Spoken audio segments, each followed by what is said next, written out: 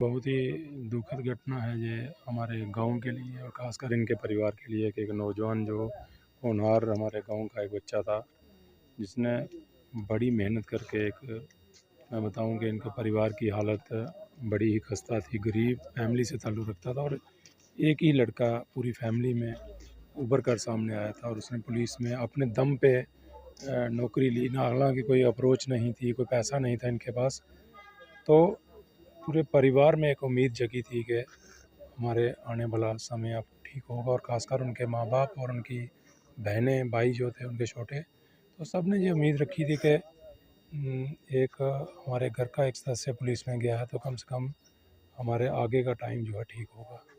लेकिन भगवान को कुछ और मंजूर था। अब ये इतनी बड़ी हादसा जो है परिवार के साथ, हमारे गांव के साथ हुआ है, ये तो पूरा नहीं हो सकता, लेकिन कहीं ना कहीं हम सल्यूट करते हैं उसको कि उसने देश के लिए शहादत दी है, गांव का नाम रोशन किया है, अपने परिवार का नाम रोशन किया है।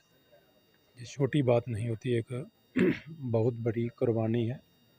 तो सबसे पहले तो मैं उनकी आत्मा की शांति की दुआ करूंगा और इस समय रमज़ान का महीना चल रहा है और उसी में उनकी शहादत हुई है, तो ज़रूर जो स्वर्ग में जाएंगे। लेकिन जो नुकसान हुआ है वो तो पूरा नहीं हो सकता, लेकिन फ़ख्र है पूरे हिंदुस्तान को इस जवान पे और ख़ासकर गांव चंबा के लोगों को ये फ़ख्र है कि इस जवान ने अपने देश के लिए शहादत दी है।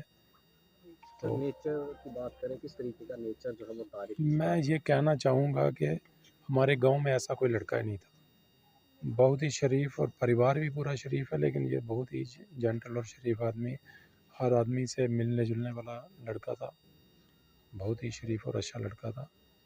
लेकिन नुकसान हुआ है, अब जिसके लिए तो कुछ नहीं कह सकते हम। लेकिन मैं आपके माध्यम से ड्यूटी एडमिनिस्ट्रेशन से ये अपील करना चाहूँगा कि जो भी संभव मदद हो सकती है इनके परिवार को करें, कि ताकि ये परिवार इनका दोबारा पाँव पे खड़ा हो सके, क्योंकि एक बहुत बड़ी लॉस ये है इनकी फैमिली में हुआ है। आप देखो कि इनके पिताजी, इनकी मदर जो हैं वो चल नहीं पाती हैं, पिता इनके बुज़ुर्ग हैं बेचारे, इनकी बहन है एक छोटी सी एक बच्ची इसकी बेचारे की रह गई है 4-5 साल की।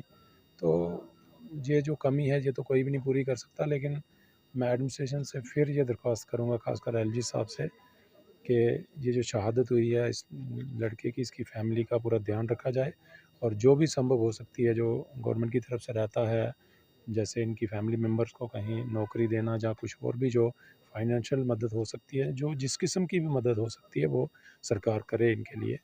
यही मेरा। क्या कहेंगे सर, हमारा जो भाई है इसने बहुत बहुत गरीबी देखी है। पीछे वाले टाइम में बहुत ज़्यादा गरीबी देखी है इन्होंने, और ये 2011 में नौकरी हुए थे और आज है 2025, ठीक है। उसके बाद यही इनका घर है, यही सब कुछ है। इनकी जो मम्मी है वो हैंडीकैप है। उसके बाद जो इनके पापा हैं वो तो बुजुर्ग हैं, वो काम नहीं कर सकते हैं। एक इनका भाई है, वो भी काम शाम कुछ नहीं करता है। तो उसके बाद एक सिस्टर है, एक की शादी हो गई है, एक अभी कुंवारी है, उसकी भी शादी करनी है। उसके बाद हम यही गवर्नमेंट से यही अपील करते हैं कि हमारा कुछ तो कुछ सोचे सर। सर तारिक जी जो है वो शादीशुदा है? हाँ, शादीशुदा है सर, उनकी एक लड़की है सर, 4 साल की लड़की है सर। एक कमाने वाले यही थे? कमाने वाले घर के यही थे। तो स्टार्टिंग में इनकी क्वालिफिकेशन कहाँ पर रही है? स्टार्टिंग में पहले तो इधर से इनकी ड्यूटी शुरू से जम्मू थी। स्टार्टिंग में जब क्वालिफिकेशन से कटरा से किसी का में पढ़े ये कटरा में पढ़े हैं, हाई सेकेंडरी में। कटरा हाई सेकेंडरी हाँ, में हाई पढ़े? सेकेंडरी में पढ़े हैं। ठीक। तो उसके बाद इन्होंने कोई जॉब वगैरह देखी फिर? जॉब सर दिहाड़ियाँ लगाई हैं सर, बहुत ज़्यादा दिहाड़ियाँ लगाई हैं, दिहाड़ी दिहाड़ियाँ लगा लगे सर, उसके पढ़ाई बाद ये नौकरी हुई। जी। क्या युवाओं को कह रहे हैं क्या कैसे? करना है सर, ये हमारा तो भाई चला गया सर, आगे से ऐसा नहीं होना चाहिए, यही गवर्नमेंट से हमारी अपील है।